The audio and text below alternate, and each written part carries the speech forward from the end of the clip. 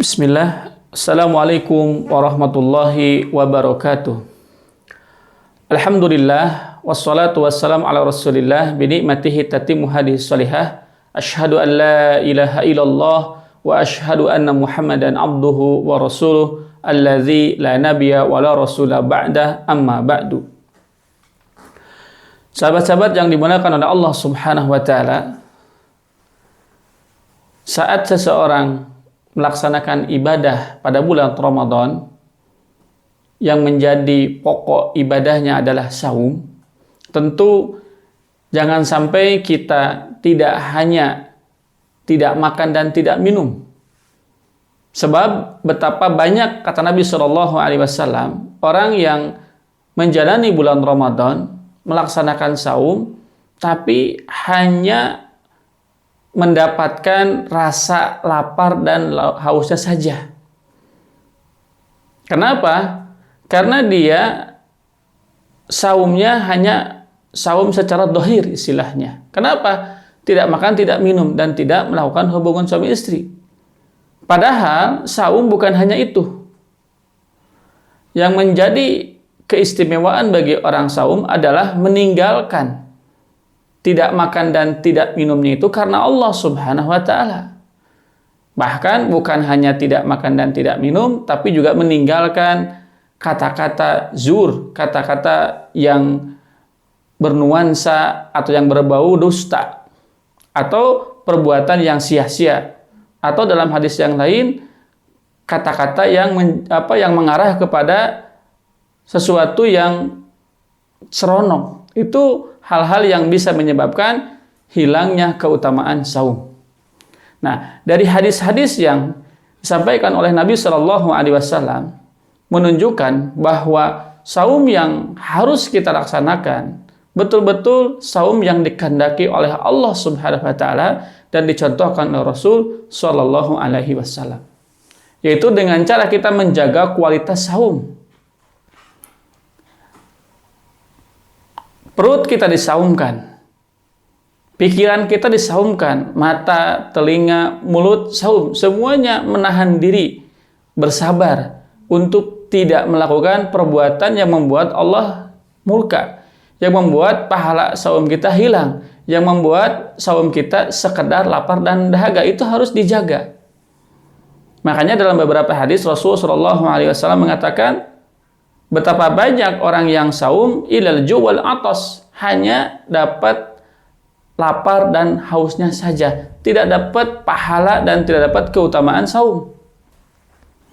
Padahal sebagaimana yang kemarin disampaikan bahwa pahala saum hanya Allah yang akan membalasnya.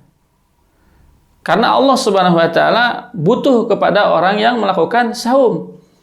Di antaranya kata Nabi sallallahu alaihi wasallam, sebab dia taroka, meninggalkan syahwatnya karena Allah Subhanahu wa taala. Maka oleh karena itu, sahabat-sahabat yang dimuliakan oleh Allah Subhanahu wa taala, agar jangan sampai saum kita sebatas lapar dan dahaga, maka tentu harus dipahami dengan baik bagaimana kaidah dalam melaksanakan saum sebagaimana yang dicontohkan oleh Nabi sallallahu alaihi wasallam. Nabi Shallallahu Alaihi Wasallam menyampaikan dalam satu hadis riwayat Imam Al Bukhari, ya, man lam yada qaula zur, barang siapa yang ketika saum tidak mampu meninggalkan perkataan dusta, perkataan yang dilakukan oleh hati dan lisannya, maka Allah Subhanahu Wa Taala tidak butuh dengan saumnya. Allah tidak butuh dengan dia menahan lapar dan dahaga. Sebab sebatas itu saumnya. Yang diinginkan oleh Allah Subhanahu wa taala adalah saum dari hal-hal yang membuat Allah murka. Artinya bagaimana supaya saat kita saum, tidak makan, tidak minum, Allah ridho kepada kita, yaitu dengan cara kita menjaga sikap, menjaga ucapan, menjaga pandangan, menjaga telinga dari hal-hal yang merusak keutamaan saum. Oleh karena itu, kalau kita merujuk kepada kebiasaan Nabi dan para sahabat, selama bulan Ramadan mereka fokus untuk mengevaluasi dirinya dan memperbanyak tilawah Al-Quran. Supaya apa? Supaya kesibukan kita dengan kalamullah. Nah, ini menjadi keutamaan kedua, bahwa yang istimewa dari bulan Ramadan itu adalah satu, karena saumnya; dua, karena tilawah Al-Quran. Karena tilawah Al-Quran mampu menjaga diri kita dari hal-hal yang bisa merusak keutamaan saum. Sahabat-sahabat yang dimuliakan oleh Allah Subhanahu wa Ta'ala, maka jadikan saum yang sedang kita jalani ini bukan sebatas saum yang tidak makan, tidak minum, tapi saum yang memiliki keistimewaan khusus di sisi Allah Subhanahu wa Ta'ala, sehingga hanya Allah yang akan membalas saum kita. Oleh karena itu, jangan sampai kita termasuk orang yang rugi.